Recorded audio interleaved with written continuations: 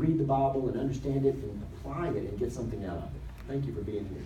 Thank you for having me. I'll give you the brief form. I was married for about 7 years and got divorced, and I never prayed one time about getting married. He just looked like a good guy in a winter, and I married him, and it just didn't work out. And I had a 4-year-old kid, and I went home to live with my parents, and it was hard on them. It was hard on me. It was also hard on this little 4-year-old. And my mother got really tired of me whining. I'm an expert at it. And she said, you know, nobody really cares about your little story and that you're divorced, and you're not the only person on the planet that's ever been divorced. And she said, you're making yourself miserable, and the rest of us too. You need to get a grip. And only your mom can fillet you like that. So she said, you know, there's a nursing school starting here at the junior college, and I think you need to go sign up. Now, listen, I didn't anymore want to be a nurse than a man in the moon. And I'm not a good nurse, I'm average at best. But I went, and while I was there, I had to take a course in psychology. It was a nursing student, I didn't have a choice.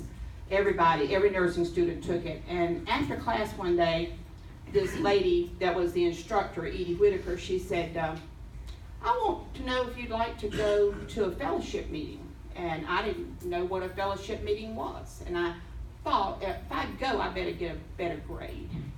So I went, and I asked her before I went, I said, what do they do at a fellowship meeting? She said, well, they just talk about things and have coffee and donuts, and I thought I could do that.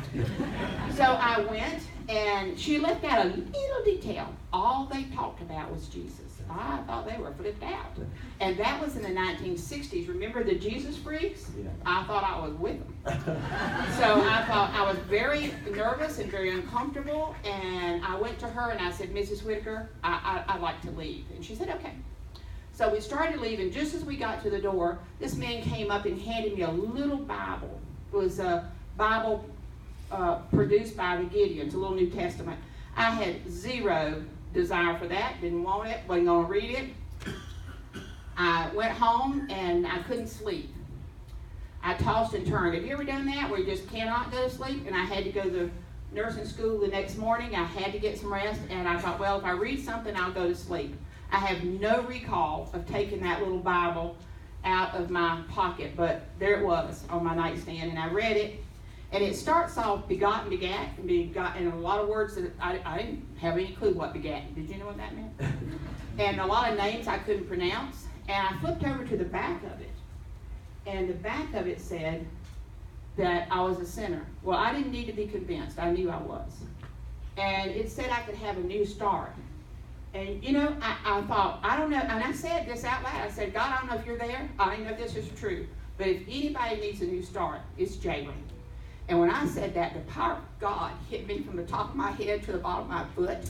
And we don't have to go by feelings or experiences, but that's what happened to me. That was my story. And I felt like somebody took a bottle brush and threw it down me and cleaned me out real good. I started laughing. It was a giddy kind of thing. The next morning, my mother came in and she said to me, what has happened to you? And I said, Mom, I don't know how to tell you. I think God's done something for me. And from that day to this, I got a long ways to go, but I've not been the same. And He's a precious Savior, and He loves you. I didn't know anything about the Bible, and so I went and I was determined to learn. Wait, before she goes on, now what about that testimony?